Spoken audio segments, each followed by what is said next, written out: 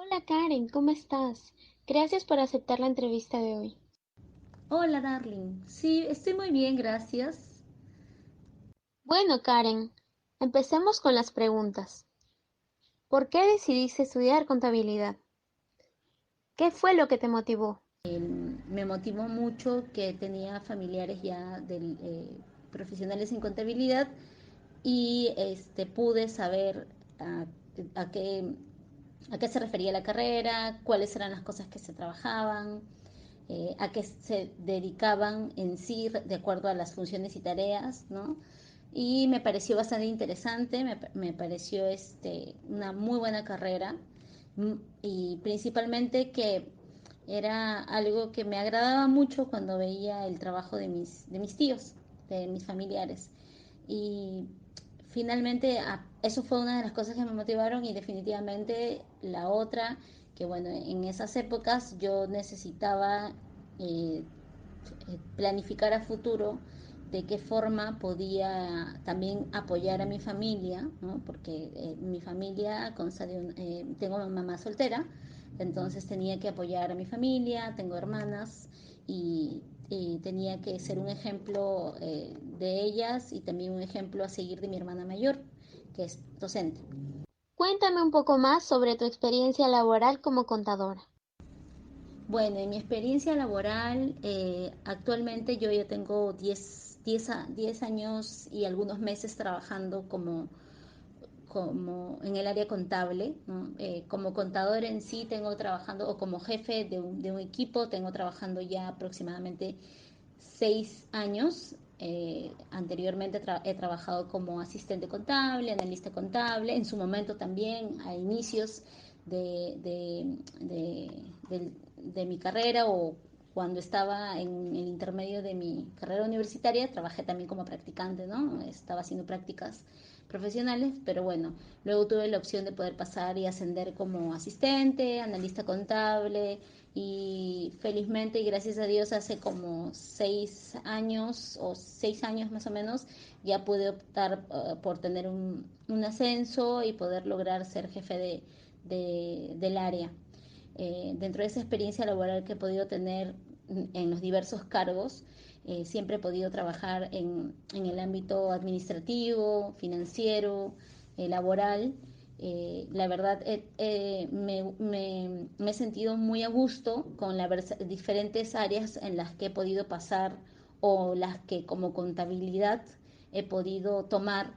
Debido a la pandemia, ¿cuánto crees tú que haya bajado la economía en el país?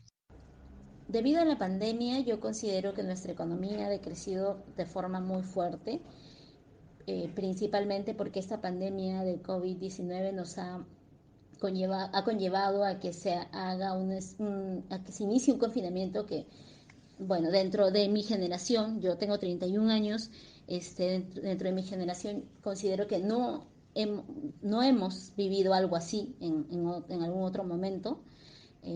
En ese sentido pienso que ha sido algo que ha golpeado muchísimo a las empresas, ¿no? A las empresas y por ende a nosotros los trabajadores dependientes, como en mi caso, ¿no?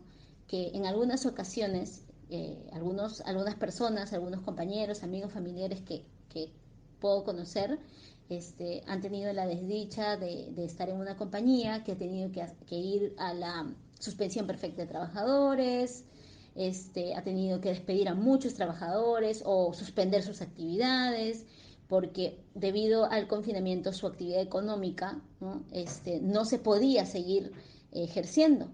Eh, Hay muchas actividades económicas que no podían ejercerse durante muchos meses, ¿no? Creo que recién a partir de junio o julio han empezado a liberar algunos giros de negocio, pero no todos. Entonces, muchas personas están vinculadas a estos giros de negocios que estuvieron suspendidos, que estuvieron paralizados en su totalidad, y eso definitivamente se ha visto reflejado después en, en la decreción de nuestra economía. ¿Crees que falta aportar más dinero para el sector de salud? Considero que sí, considero que hoy en día eh, es muy importante la salud mental. Pienso que sí se debería tomar una importante proporción del presupuesto que se tiene para el Ministerio de Salud. y usarse para la salud mental, no solamente en lo que es el sector salud del MINSA, sino también el sector salud del propio salud, ¿no? Considero que se debe priorizar también eso, no solo por este tema de la pandemia que definitivamente nos ha afectado a todos mentalmente, nos ha afectado a todos, no creo que haya alguien que no se ha visto afectado por esto, pero ya desde antes, ¿no? Venimos en una era muy superficial, creo yo, estamos en una era muy superficial, muy virtual. Entonces, a raíz de esto, creo desde el año 2010 o 2012 que hemos empezado con esta era superficial, virtual, solo de redes sociales, han habido muchísimos problemas independientes a la pandemia de salud mental. La salud mental, especialmente de muchos jóvenes, adolescentes y preadolescentes, se ha visto muy afectada durante todos estos últimos años y seguramente de personas de otras edades también, pero principalmente de ellos, y considero que es un punto muy importante para mejorar, ya no solo por el tema de la pandemia, sino en sí nuestro país, ¿no?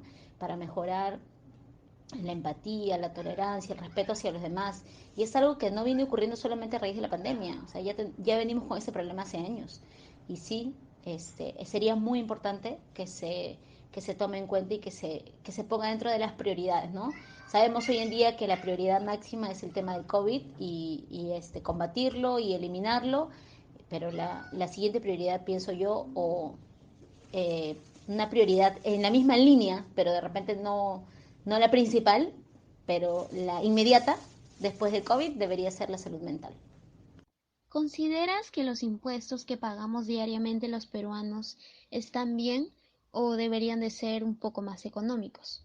Considero que los impuestos que pagamos son los impuestos habituales que en cualquier otro país también se pagan, ¿no? Hasta en países desarrollados como en los países europeos.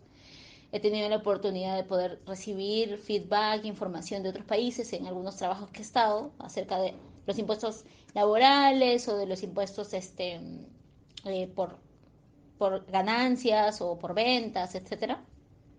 Pero sinceramente yo pienso que hay un impuesto que es el peor que tenemos en el Perú y el peor manejado. Es el impuesto a la renta de quinta. Este impuesto a la renta de quinta solamente es cobrado a los trabajadores dependientes.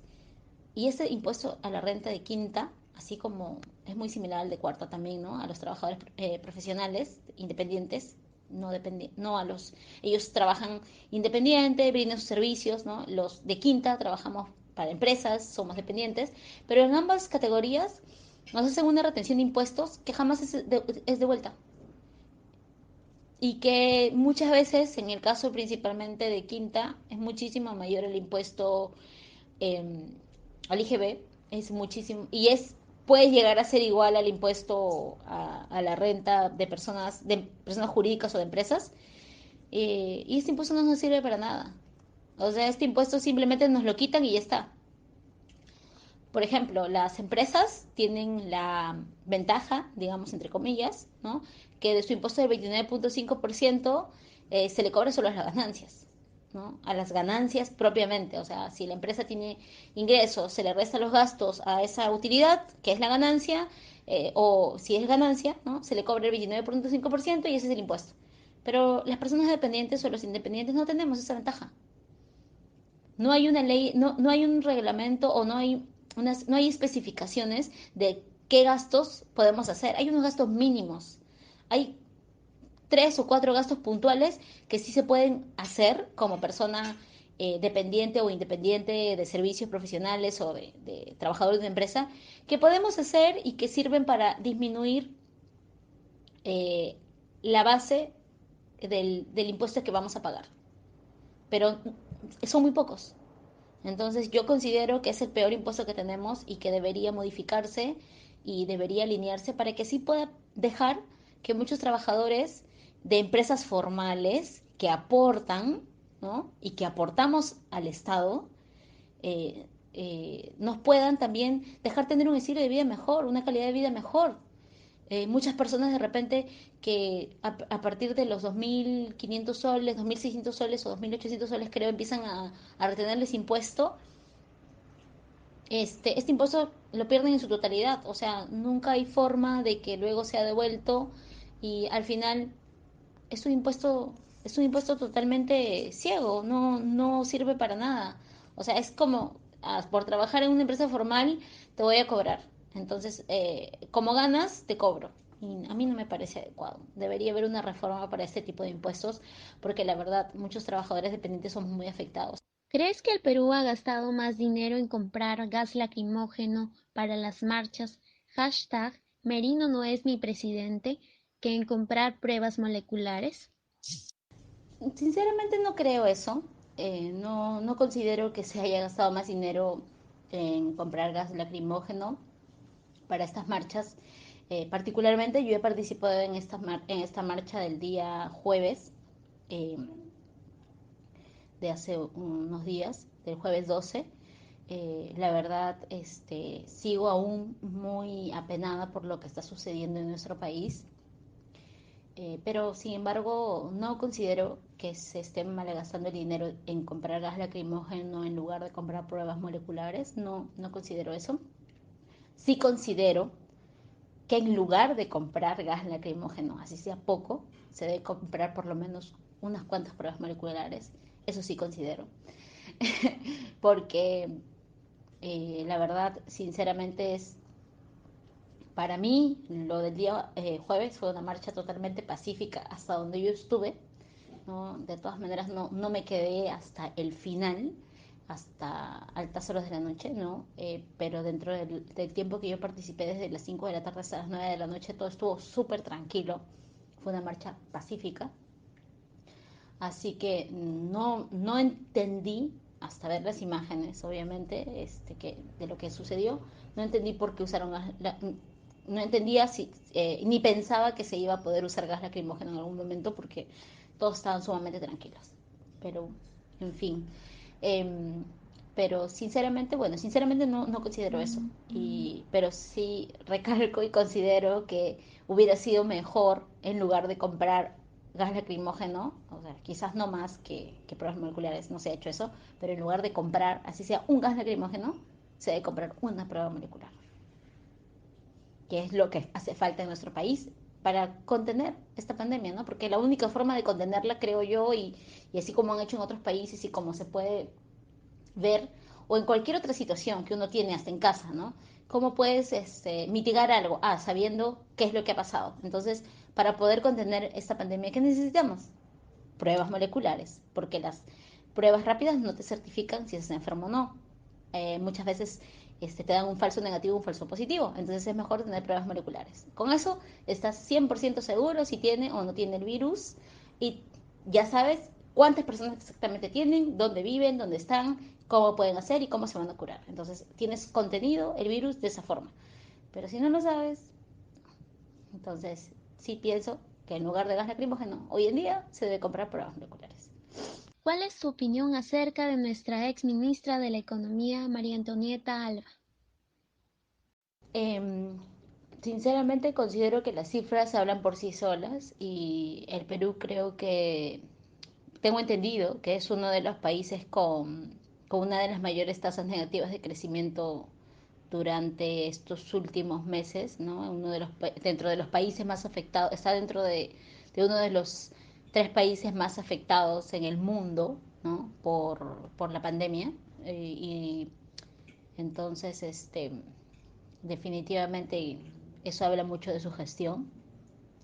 Han habido muchos aspectos de su gestión en que he podido observar durante ese tiempo y que considero que han sido negativos y que han sido un error, un gran error. Por ejemplo, el tema Reactiva Perú, ese plan económico que iba a mitigar esos impactos y que iba a ayudar a la economía del país, iba a ayudar a las empresas, no fue tan bueno como aparentemente por fuera se veía, ¿no? No era que iba a financiar a todas las empresas, no todas aplicaban, no todas, porque un, era un financiamiento más, ¿no? Si bien la tasa era mucho menor a la tasa de un financiamiento normal, regular que hacían las empresas financieras, este va a ser un financiamiento con una tasa de interés mucho menor. Sin embargo, un financiamiento bancario, tal cual. se tenía que pasar un proceso de análisis de riesgo, de que verifiquen tus finanzas para ver si te otorgaban. Bueno, aquí concluimos la entrevista con Karen Manco Barraza. Gracias, Karen, por haber aceptado esta entrevista. Hasta la próxima. Claro, Darlene, no te preocupes, fue todo un placer para mí. Gracias.